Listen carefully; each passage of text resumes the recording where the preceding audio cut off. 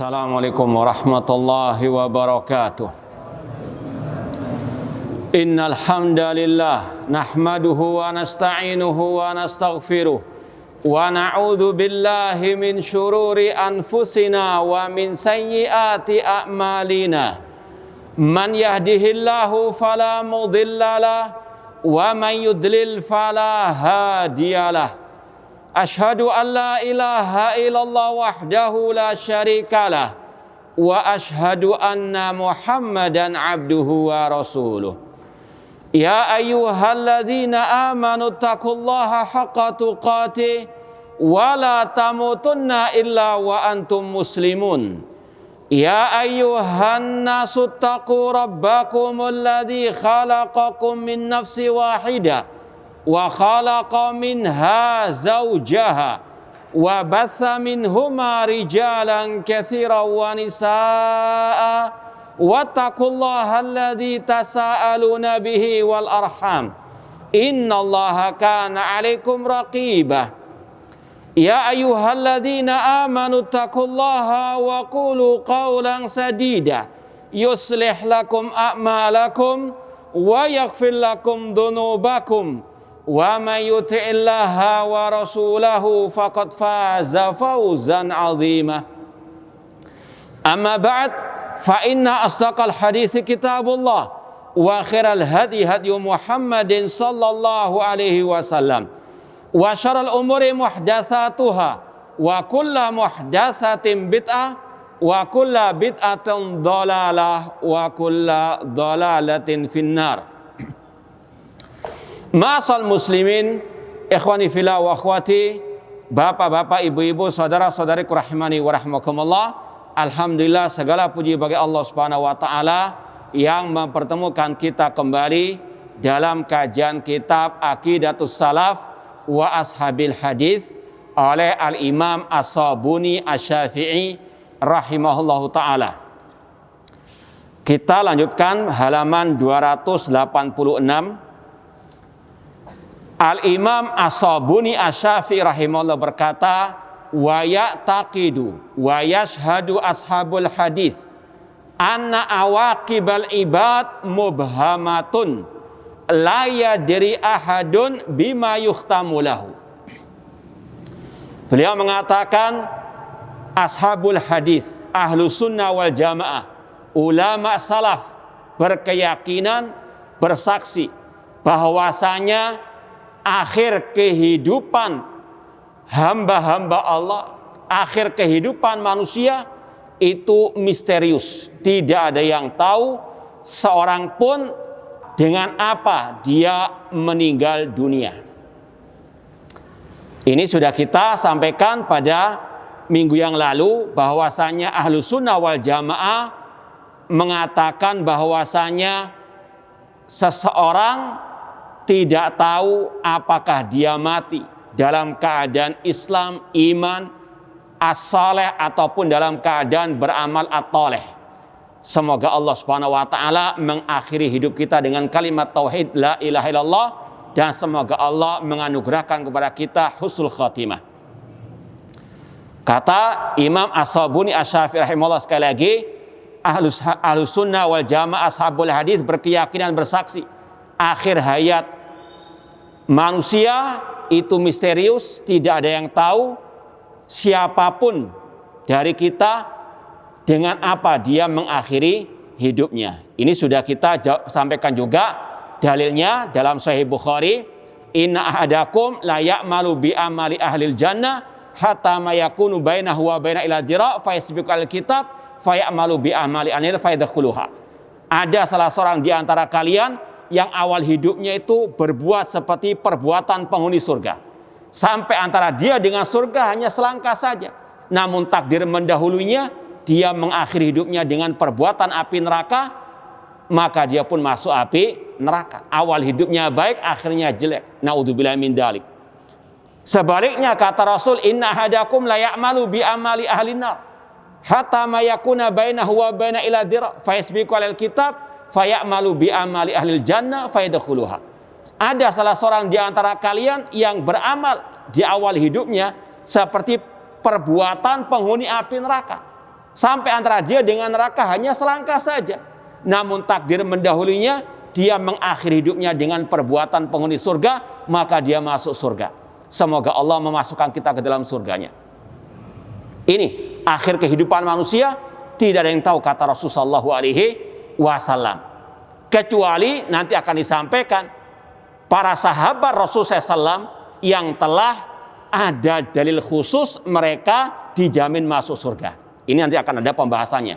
Namun secara umum tidak ada yang tahu apa akhir hidupnya kelak. Maka kata beliau, wala yahkumuna liwahidin bi'ainihi annahu min ahlil jannah wala yahkumuna ala ahadin bi'aini annahu min ahlin nar.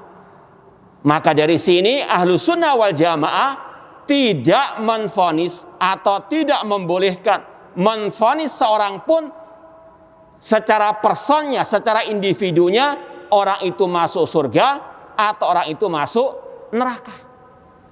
Seperti tadi, meskipun di awal hidupnya baik, atau kita melihat tetangga kita, saudara kita, teman kita, dari awal hidupnya bahkan mungkin baru lahir sudah sholat misalnya, sampai mati beramal ibadah seterusnya, kita tetap tidak boleh mengatakan pasti masuk surga. Kenapa? Yang pertama, kita nggak tahu hati orang itu. Apakah ketika beramal soleh dia ikhlas atau riya? Seperti dalam kasus yang sudah kita sampaikan juga dalam Sahih Bukhari, dalam Kitabul Jihad, bab la yuqalu fulanun syahid. Kata Imam Bukhari, tidak boleh menvonis orang itu mati syahid. Ini yang sudah kita sampaikan berulang kali. Tidak boleh mengatakan asy-syekh fulan syahid atau asy-syahid syekh fulan. Ini kata Imam Bukhari haram, tidak boleh. Kenapa demikian? Beliau membawakan hadis yang ada kaitannya dengan tadi, yaitu ada salah seorang dari yang ikut perang bersama Rasul, bersama para sahabat.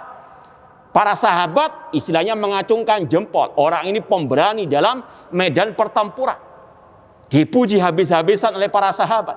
Namun kata Rasul, huwa finnar, dia ini masuk neraka. Rasul berkata dari wahyu Allah. Allah tahu hati orang tersebut. Allah tahu akhir hidup orang tersebut. Ketika diselidiki oleh para sahabat, orang itu ketika terluka, dia tidak sabar, dia pun mati bunuh diri. Laqad shadaqa Rasulullah SAW. Kemudian Rasul menyampaikan sabdanya tadi, yang di situ ada tambahan dalam Sahih Bukhari, orang itu beramal seperti perbuatan penghuni surga, fima yabdulin nas. Hatinya tidak ikhlas, riya.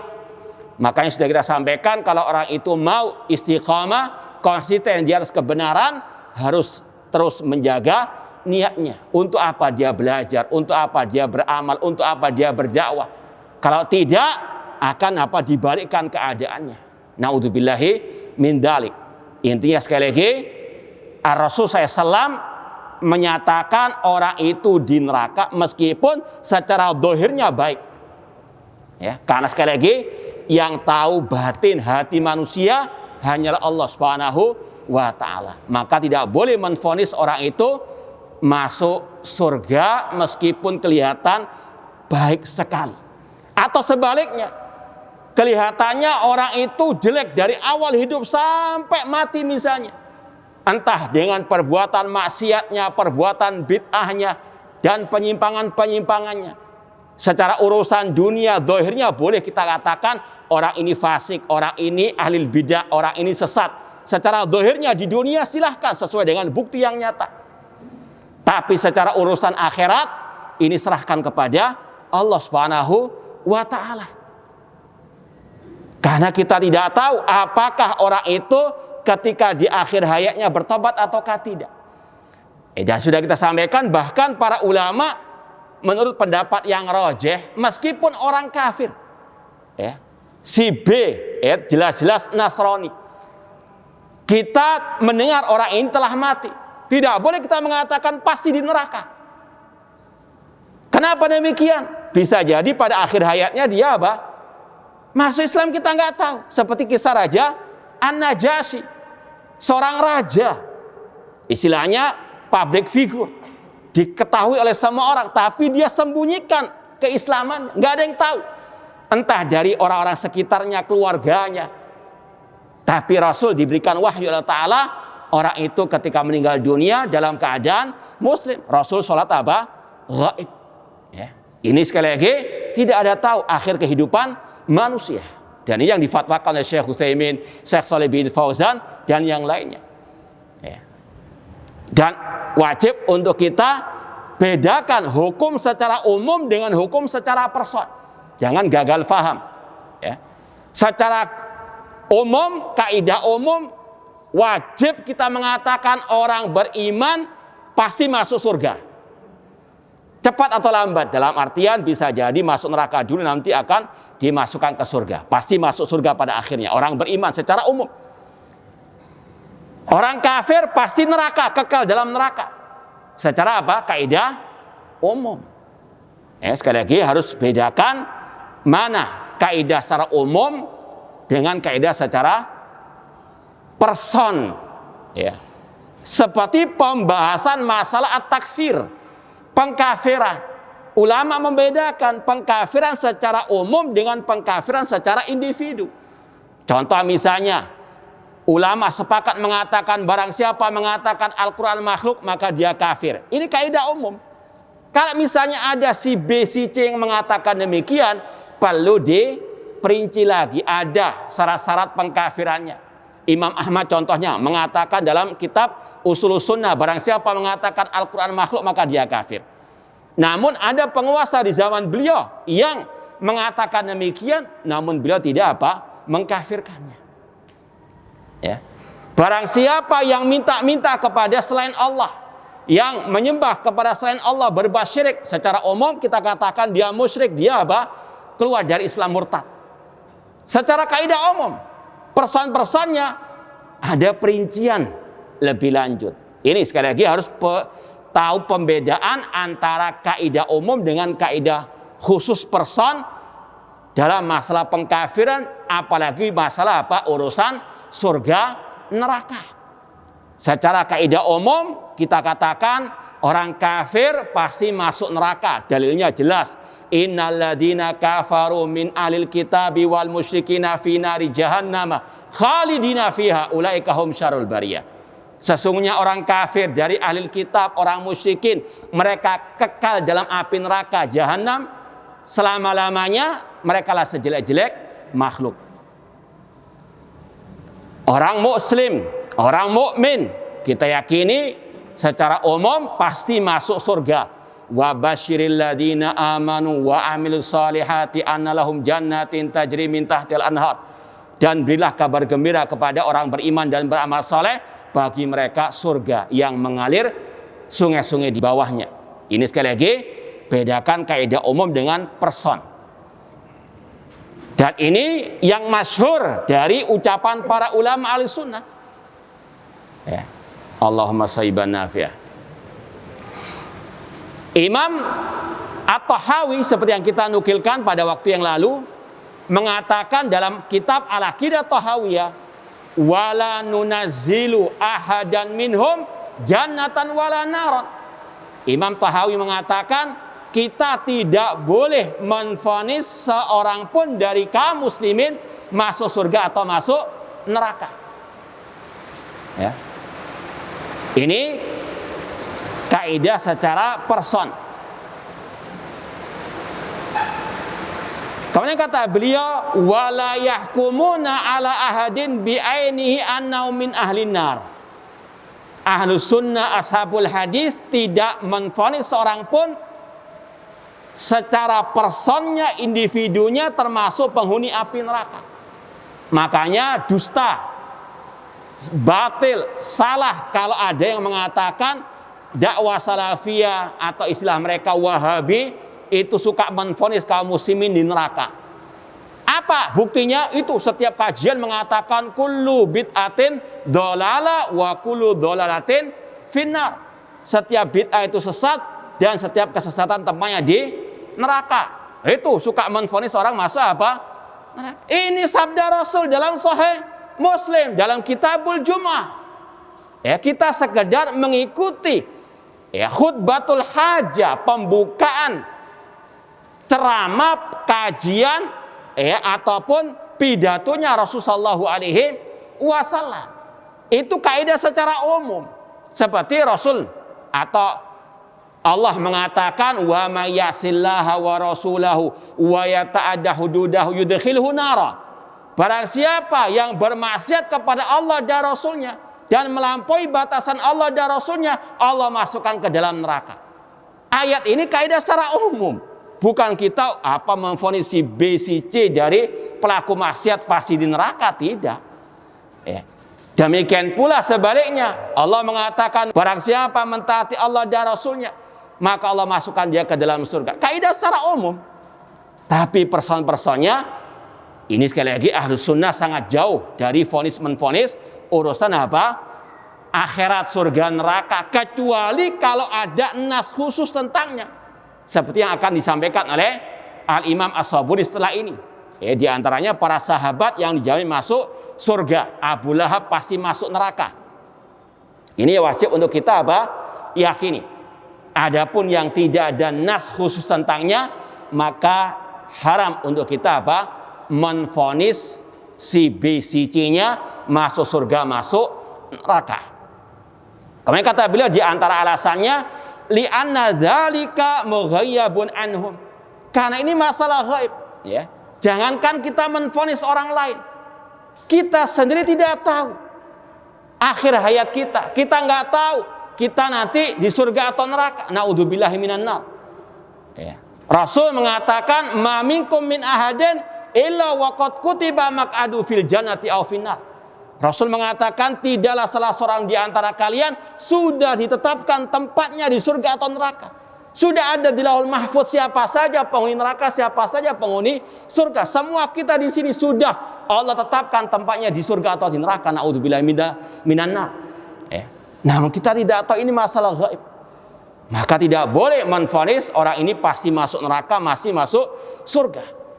Dulu ada kisah sebelum umat Nabi Muhammad SAW, dua orang bersaudara. Kakaknya ahli ibadah, adiknya ahli maksiat. Kakaknya ini sering menasihati adiknya ketika berbuat maksiat, aksir, berhentilah berbuat maksiat. Sampai dia bosan menasihati, dia pun menvonis adiknya masuk neraka. Ketika dua-duanya diwafatkan oleh Allah Subhanahu wa taala, yang adiknya dimasukkan ke surga, kakaknya masuk neraka. Kenapa demikian tadi? Karena kakaknya ini istilahnya lancang menvonis urusan akhirat, mendahului hukum Allah Subhanahu wa taala.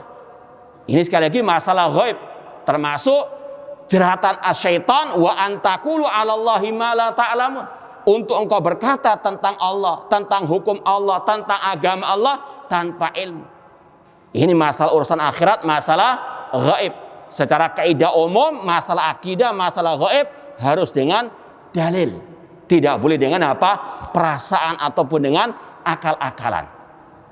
Li'anna dzalika mughayyabun anhum. Ini masalah ghaib. Jangankan urusan tadi surga neraka, urusan menvonis orang ini mati syahid atau tidak, ahli sunnah mengharamkan. Seperti tadi ucapan Imam Al-Bukhari, la yuqalu fulanun syahid. Ya, sekali lagi, maka dusta kalau ada yang menuduh kita suka menvonis kaum muslimin masuk neraka karena penyimpangan ataupun dosanya. Ini sangat jauh dari akidah yang kita sampaikan kepada umat. Di antaranya yang disampaikan oleh Imam As-Sabuni Asy-Syafi'i, dan juga pernah kita sampaikan dalam kajian kitab I'tiqad A'immati Ahlil Hadis oleh Imam Abu Bakar Al-Ismaili yang juga bermadzhab Asy-Syafi'i. Ya, ini kalau mau dilihat lagi ceramahnya atau rekaman kajiannya, ya, rekaman kajian kitab I'tiqad A'immati Ahlil Hadis oleh Imam Abu Bakar Al-Ismaili Asy-Syafi'i rahimahullah. Kemudian kata beliau, la ya'rifuna ala ma yamutu 'alal insan. Karena manusia tidak tahu mati dalam keadaan apa dia. Apakah dalam keadaan berbuat ketaatan ataupun kemaksiatan? Apakah di atas Islam atau di atas kekafiran? Apalagi di zaman yang seperti ini. Syubhat di mana-mana. Orang seperti yang kita sampaikan kemarin, berapa banyak yang kita dengar ucapan-ucapan kufur, menghina Allah, menghina Al-Quran, menghina Ar-Rasul sallallahu alaihi wasallam tanpa disadari. Makanya Rasul mengatakan, yusbihu rajul mu'minan wa yumsi kafiran. Pagi harinya masih mukmin, sore harinya sudah kafir. Wa yumsi mu'minan wa yusbi kafiran. Sore harinya masih mukmin, pagi harinya sudah kafir. Tidak ada yang bisa menjamin, siapapun dari kita, apakah besok kita masih seperti ini, bisa ngaji, bisa tetap beribadah kepada Allah, bisa di atas akidah sahihah. Kita hanya bisa apa? Berusaha dan berdoa kepada Allah. Ya muqallibal qulub, tsabbit qulubana ala dini. Berapa banyak yang murtad dari Islam, berapa banyak yang keluar dari ahlu sunnah wal jamaah kepada ahlul bidah, dan seterusnya. Maka sekali lagi, ini sebagai bahan introspeksi bagi kita untuk tetap menjaga keistiqomahan di atas akidah salaf, di atas manhaj as-salaf, dan sekali lagi banyak-banyak berdoa kepada Allah Subhanahu wa taala. Walidzalika yaqulun, oleh karena itulah ahlu sunnah mengatakan inna mu'minuna insyaallah. Oleh karena itulah ahlu sunnah mengatakan kami mukminun insyaallah. Ini pembahasan, siapa yang tahu bab tentang apa ini? Al-istisna fil iman. Ini sudah kita lewati pembahasannya, ya, tentang masalah al-iman, yaitu tentang hukum boleh atau tidak mengucapkan saya mukmin dengan ditambahi insyaallah. Ya, ada 3 pendapat manusia dalam masa ini. Ada yang mengharamkan, ada yang mewajibkan. Dua-duanya salah. Ahlus sunnah membolehkan, mengatakan saya mukmin insyaallah. Kenapa kok ditambahi kata-kata insyaallah? Ini ada beberapa alasan atau beberapa sisi yang bisa menjelaskannya. Yang pertama, kenapa dikatakan saya mukmin insyaallah atau kami mukmin insyaallah? Dari sisi al-qabul, kata para ulama, bahwasanya amalan-amalan yang kita laksanakan, yang kita kerjakan, kita nggak tahu diterima ataukah tidak. Ya, di antara antum di sini, siapa yang tahu apakah sholat maghribnya tadi diterima atau tidak oleh Allah? Siapa yang tahu? Kita kasih hadiah kalau ada yang tahu. Hah? Tidak ada yang tahu. Jangankan kita, Nabi Ibrahim alaihissalam selesai membangun Ka'bah, beliau masih berdoa kepada Allah, Rabbana taqabbal minna. Wahai Rabb kami, terimalah dari kami ibadah kami. Itu Khalilullah, kekasih Allah, masih berharap kepada Allah.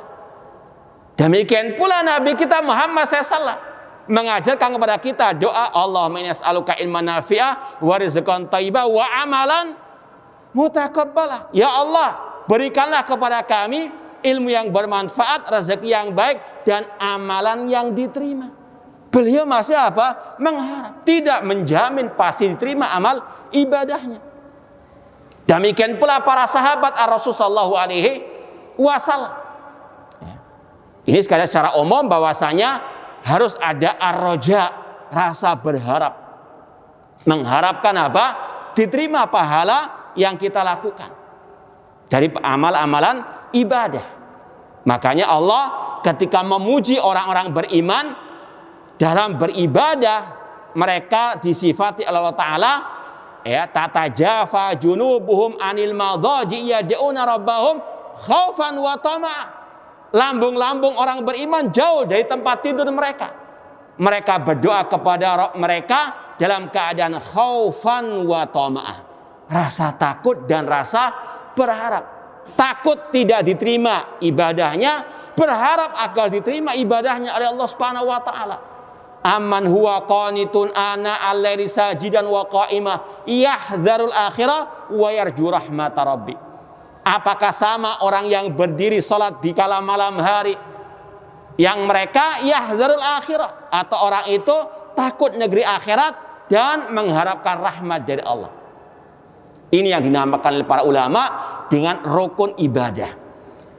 Kita mengetahui ibadah ada 2 syarat diterimanya, yaitu apa?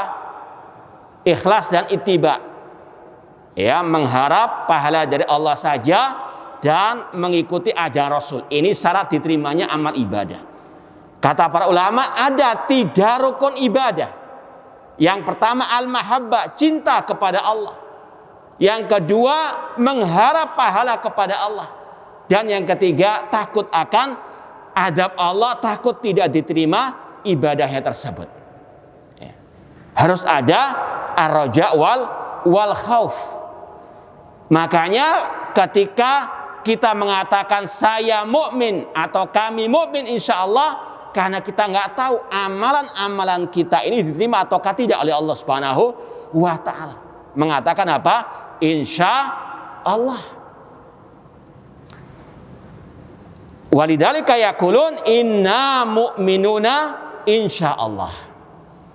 Yang kedua, kita dibolehkan mengatakan kami mukmin insya Allah atau saya mukmin insya Allah dilihat dari sisi kamalul iman, kesempurnaan iman. Kalau kita perinci lagi istilah para ulama dalam masalah iman, ada istilah mutlakul iman, dasar keimanan. Ya. Ada pula al-iman al-mutlak, iman yang sempurna. Kita ketika mengucapkan la ilaha illallah, kita beriman kepada Allah, ini namanya apa? Mutlakul iman, dasar iman kita sudah punya. Tapi kesempurnaan iman ini seperti yang Rasul sabdakan, al-iman bid'un wa sab'una syu'bah. Iman memiliki 70 lebih cabangnya. Ini yang kita apa? Tidak tahu apakah sudah kita sempurnakan cabang-cabang keimanan ini ataukah tidak. Ya. Ada nggak yang sudah menghitung, sudah ya melaksanakan 70 lebih cabang keimanan itu? Ada? Tidak ada yang bisa menjawab, tidak ada yang bisa menjamin dia telah menyempurnakan imannya tersebut atau cabang keimanannya tersebut. Makanya dibolehkan mengatakan apa? Kami mukmin insya Allah.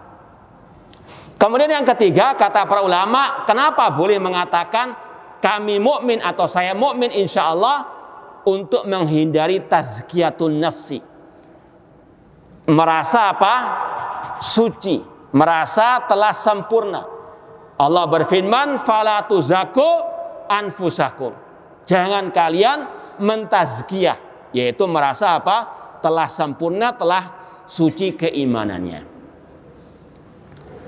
Kemudian yang keempat, kenapa kok dibolehkan mengatakan kami mukmin insya Allah? Ini pembahasannya.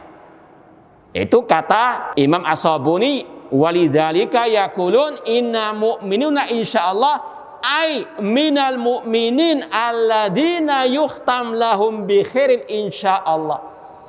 Yaitu karena orang-orang beriman, ya, mereka tidak tahu apakah diwafatkan dalam keadaan keimanan, ketaatan atau tidak. Makanya mengatakan apa? Kami mukmin insya Allah. Dilihat dari sisi al-muwafah, akhir hayat orang tersebut. Kita nggak tahu akhir hayat kita itu bagaimana. Makanya boleh mengatakan kami atau saya mukmin insya Allah. Yang keberapa ini? Yang keempat, ya, dari sisi diterima ataukah tidak, dari sisi kesempurnaan iman, dari sisi menjauhi tazkiyatun nafsi, mensucikan diri sendiri dalam artian merasa suci, dan yang keempat dari sisi apa? Ya, akhir hayat kita tidak tahu, maka boleh mengatakan kami atau saya mukmin insya Allah. Yang kelima, kenapa dibolehkan mengatakan saya mukmin insya Allah? Ini berkaitan dengan tadi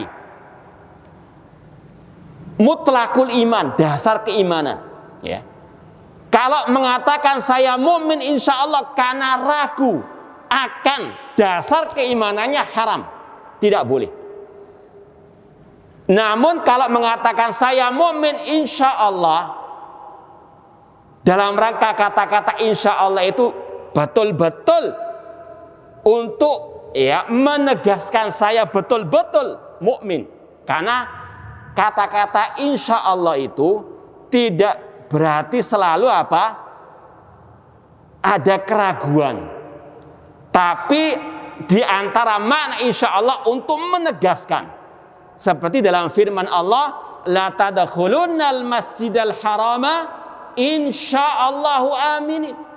Kata Allah, sungguh kalian wahai para sahabat akan memasuki Masjidil Haram insyaallah.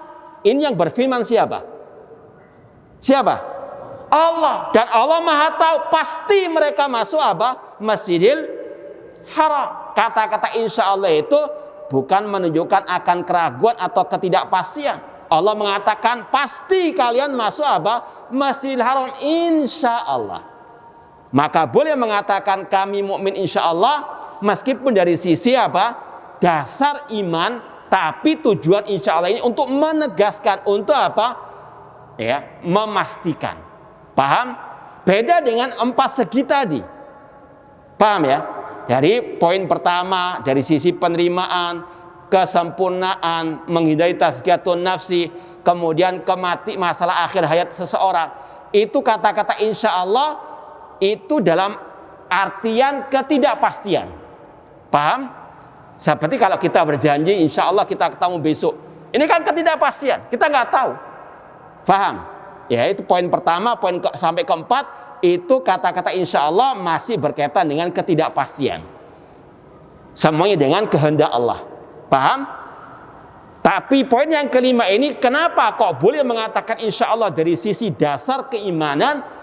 Ini kata-kata insya Allah bukan berarti ketidakpastian, namun memastikan insya Allah saya mukmin, dalam artian saya telah beriman, saya punya dasar keimanan. Paham enggak? Paham enggak paham? Wa ma alaina ilal bala. Ya, tugas kami menyampaikan. Ya, nanti kalau nggak paham tanyakan lagi.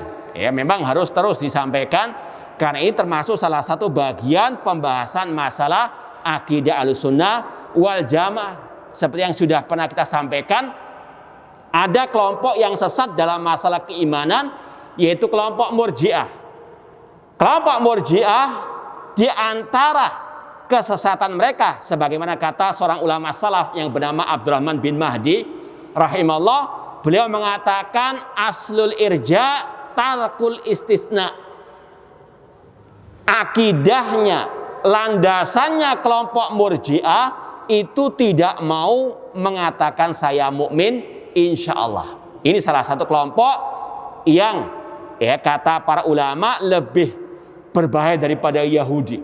Kelompok Murji'ah. Karena mereka mengatakan iman hanya sekedar keyakinan dan ucapan. Bahkan yang lebih ekstrim mengatakan yang penting mengenal Allah itu cukup dalam keimanan. Ya, ini meremehkan masalah al-amal as-saleh. Amal bukan bagian daripada al-iman. Intinya sekali lagi, pahami pembahasan masalah bolehkah mengatakan saya mukmin insyaallah. Coba dites, paham atau enggak? Apa hukum mengatakan saya mukmin insyaallah? Yakin? Insyaallah? Insyaallah dalam artian litahqiq, dalam bahasa litahqiq. Ya. Jadi sekali lagi, poin yang kelima tadi itu kata-kata insya Allah untuk memastikan, bukan untuk meragukan atau menyatakan ketidakpastian. Saya ingat dulu ada salah satu ustadz ketika ada daurah dengan Syekh Ali bin Hasan Al-Halabi Al-Athari. Beliau ditanya, ya Syekh Albani rahimahullah dalam kitab-kitab silsilah hadis sahihah, kumpulan hadis-hadis sahih atau kumpulan hadis-hadis dhaif yang beliau tulis, itu kadang beliau mengatakan hadis ini sahih insya Allah. Apa arti insya Allah di sini? Ya, maka Syekh Ali bin Hasan Al-Halabi rahimahullah taala menjawab, wa ana saujibuka insya Allah, dan aku akan menjawabmu sekarang insya Allah. Ya, beliau mengatakan tidak mesti kata-kata insya Allah itu berarti keraguan. Kata-kata insya Allah itu untuk juga memastikan. Ya, saya mukmin insya Allah, saya punya iman insya Allah. Itu bukan meragukan tentang keimanan kita. Itu justru apa? Memastikan. Sebagaimana dalam firman Allah, la tadkhulunal masjidil harama insyaallah aminin. Wallahu taala alam. Lanjut lagi, kata Imam As-Sabuni Asy-Syafi'i rahimahullah, wa yashhadun liman mata alal Islam anna akibatahu al jannah. Ahlul hadis, ahlus sunnah, mereka bersaksi tentang orang-orang yang meninggal di atas keislaman bahwasanya akhir kehidupan mereka pasti di surga, pasti mereka masuk surga. Ini secara kaidah umum, orang beriman pasti masuk surga. Ya, kita secara person boleh enggak mengatakan orang ini pasti masuk surga? Kan dia orang mukmin. Kenapa nggak boleh? Kita nggak tahu hatinya. Di zaman Rasul saja ada orang-orang munafikun. Mereka sholat, mereka juga duduk di majlisnya Rasul, mereka juga terkadang ikut jihad. Tapi innal munafiqina fid darkil asfali minan nar. Yaquluna bi afwahim ma laysa fi qulubihim. Itu di zaman Rasul ada munafikun. Apalagi di zaman seperti sekarang ini. Tidak boleh kita memastikan pasti dia apa masuk surga. Ya. Sekali lagi, kata beliau, kita bersaksi secara umum bagi yang meninggal di atas keislaman pasti surga, cepat atau lambat. Fa innal ladina sabaqal qada alaihim minallah yu'adzabuna binnar muddatan lidzunubihim allati iktasabuha wa lam yatubu minha fa innahum yuraduna akhiran ilal jannah. Kata beliau, sesungguhnya orang-orang yang telah Allah tetapkan dari orang-orang yang beriman tadi, ketika mereka harus masuk neraka karena perbuatan dosa mereka dan mereka belum bertobat darinya, maka pada akhirnya mereka akan dimasukkan ke dalam surga. Ini sudah kita lewati pembahasannya, terutama yang berkaitan dengan masalah asy-syafa'ah.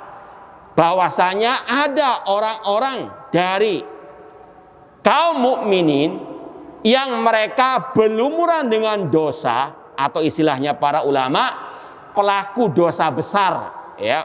Itu nasibnya di mana nanti di akhirat? Siapa yang bisa menjawab? Tahta masyiatillah. Ahlussunnah mengatakan pelaku dosa besar, peminum khamar, penjahat, koruptor misalnya. Itu urusan akhiratnya menurut Ahlussunnah secara umum di bawah kehendak Allah, terserah kehendak Allah. Insya adzabau, kalau Allah berkehendak Allah akan azab di neraka. Seperti dalam ucapan beliau di sini. Tapi nggak akan mungkin kekal. Sebagaimana dalam hari syafaat, pelaku dosa besar berhak mendapatkan syafaat Nabi Muhammad, syafaat para malaikat, dikeluarkan dari api neraka meskipun sudah menjadi arang, ya, atau yang diistilahkan al-jahannamiyun, orang-orang yang sudah apa? Dicelupkan dalam neraka jahannam, naudzubillah min dzalik. Pasti mereka keluar. Ya, entah dengan syafaat Nabi Muhammad dan syafaat yang lain atau dengan rahmat dari Allah langsung. Ya. Ini pelaku dosa besar. Jika Allah berkehendak Allah adab dulu. Jika Allah enggak berkehendak mengadabnya atau dalam artian Allah langsung ampuni, langsung Allah masukkan ke dalam apa? Surga. Ini bedanya Ahlussunnah dengan kelompok Khawarij yang mereka mengatakan pelaku dosa besar pasti di neraka. Ahlussunnah mengatakan tidak. Mereka bisa jadi dimasukkan ke neraka dulu namun tidak kekal, atau langsung Allah masukkan ke dalam apa? Surga. Dalilnya mana? Innallaha la yaghfiru an yushraka bihi wa yaghfiru ma duna dzalika liman yasha. Allah tidak mengampuni dosa syirik, namun Allah masih mengampuni dosa selain syirik bagi yang Allah apa? Kehendaki. Ya, ada kata-kata wa yaghfiru ma duna dzalika liman yasha. Itu artinya apa? Tahta masyiatillah. Ini akidah Ahlussunnah senantiasa berdasarkan dalil qala Allah wa qala Rasul sallallahu alaihi wasallam. Wala yabqa ahadun finnar minal muslimin. Tidak akan tersisa seorang pun di neraka dari kaum muslimin, fadlan minallah wa minnah. Semua itu karunia dan keutamaan dari Allah Subhanahu wa taala.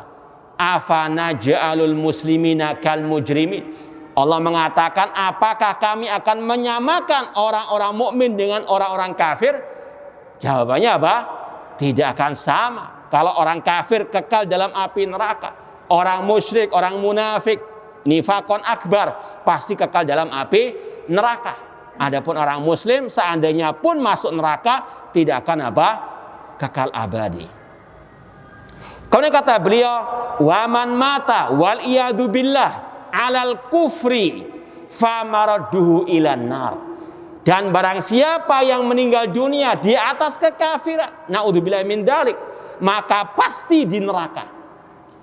Makanya sebagian masyayikh ketika ditanya apakah orang kafir boleh kita vonis masuk neraka, boleh ketika kita mengatakan kalau orang itu mati di atas kekafiran pasti di neraka.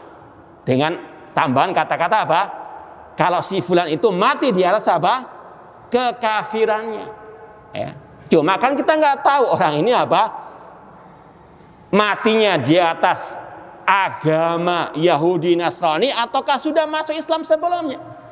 Ya, makanya sekali lagi urusan menvonis individu ini urusan gaib, kita serahkan kepada Allah kecuali kalau ada nas khusus tentang person-person dari orang-orang tersebut. La yanju minha, orang yang mati dalam keadaan kafir musyrik tidak akan selamat dari api neraka. Walau asra, Allah mengatakan innahu man yusyrik billah faqad harramallahu alaihin nar. Sesungguhnya barang siapa berbuat syirik, Allah haramkan baginya surga dan tempatnya adalah api neraka. Ini kaidah secara umum. Yang mati dalam keadaan musyrik, kafir, munafik, nifakot akbar pasti kekal dalam api neraka. Wala yakunu limaqami min fiha muntaha, dan orang itu pasti kekal dalam api neraka selama-lamanya. Ini akidah Ahlussunnah tentang surga neraka yang sudah kita sampaikan. Surga neraka sudah ada sekarang dan kekal abadi selama-lamanya. Kemudian kata Imam As-Sabuni Asy-Syafi'i rahimahullah, fa ammal ladzina syahida lahum Rasul sallallahu alaihi wasallam min ashabi bi a'yanihim fa inna ashabal hadits yashhaduna lahum bidzalik tasdiqan minhum li Rasul sallallahu alaihi wasallam fi ma dzakarau wa wa'adahu lahum. Adapun orang-orang yang telah divonis oleh Rasul dari para sahabat beliau secara person individu mereka, maka ashabul hadis, ahlus sunnah, ulama salaf, mereka bersaksi mereka adalah para penghuni surga. Ya. Itu semuanya dalam rangka tasdiqan, membenarkan sabda ar-Rasul sallallahu alaihi wasallam. Ini pengecualian dari kaidah tadi. Secara kaidah umum tidak boleh menvonis orang masuk surga, masuk neraka, kecuali yang telah apa? Divonis atau dijelaskan oleh nas secara khusus, secara individunya. Ya. Di antaranya para sahabat yang dijamin masuk surga oleh Ar-Rasul sallallahu alaihi wasallam. Fa innahu sallallahu alaihi wasallam lam yashhad lahum biha illa ba'dan arafa dzalik. Wallahu ta'ala atla'a rasulahu ala ma syaa min ghaibihi. Karena Rasul tidak bersaksi tentang para sahabat beliau masuk surga kecuali beliau telah tahu ilmunya setelah diberi wahyu oleh Allah Ta'ala. Ini masalah gaib. Rasul secara asal nggak tahu, tapi Allah memberitahu kepada beliau. Ya. Allah berfirman, alimul ghaibi fala yudhiru ala ghaibi ahadan illa man irtada. Allah yang tahu yang gaib, tidak dia tampakkan kepada siapapun kecuali kepada Rasul yang diridhoi oleh Allah Subhanahu wa taala. Maka wajib untuk kita membenarkan semua kabar berita dari Ar-Rasul sallallahu alaihi wasallam. Wa qad basyara sallallahu alaihi wasallam asyratan min ashabi bil jannah. Di antaranya Rasul mengabarkan kepada kita ada 10 sahabat beliau yang pasti masuk surga. Ya, kata-kata 10 di sini bukan pembatasan. Cuma kenapa kok disebutkan kata-kata 10 sahabat? Karena disebutkan oleh Rasul dalam satu redaksi hadis. Paham? Jadi kalau ada istilah 10 sahabat yang dijamin masuk surga oleh Rasul, itu bukan pembatasan. Itu istilahnya dikenal dengan istilah seperti itu karena Rasul menyebutkan 10 sahabat dijamin masuk surga dalam satu redaksi hadis. Ada para sahabat yang lain yang Rasul sebutkan dalam hadis-hadis yang lain. Ya, adapun yang 10 yaitu Abu Bakar As-Siddiq, Umar bin Khattab, Utsman bin Affan, Ali bin Abi Thalib, Talha, Az-Zubair, Abdurrahman bin Auf, Sa'ad bin Abi Waqqas, Sa'id bin Zaid, Abu Ubaidah bin Jarrah radhiyallahu taala anhum jami'an. Insyaallah kita lanjutkan ba'dal adzan. Wallahu taala a'lam. Baik, kita lanjutkan sedikit lagi. Sekali lagi Rasul SAW menyebutkan dalam satu redaksi hadis tentang 10 sahabat beliau yang masuk surga. Kalau di footnote di sini disebutkan riwayat Imam Tirmidzi, Rasul SAW mengatakan Abu Bakar fil jannah, wa Umar fil jannah, wa Utsman fil jannah, wa Ali fil jannah. Ini khulafa rasyidun, kata Rasul semuanya di surga. Wa Talha fil jannah, wa Zubair fil jannah, wa Abdurrahman bin Auf fil jannah, wa Sa'ad fil jannah, wa Sa'id fil jannah, wa Abu Ubaidah bin Jarrah fil jannah. Itu 10 sahabat yang Rasul jamin masuk surga. Maka kewajiban kita mengatakan 10 sahabat tadi pasti masuk surga. Ini sebagai bentuk apa? Membenarkan sabda Rasul SAW. Ini dalam rangka melaksanakan konsekuensi mengucapkan asyhadu anna Muhammadan Rasulullah.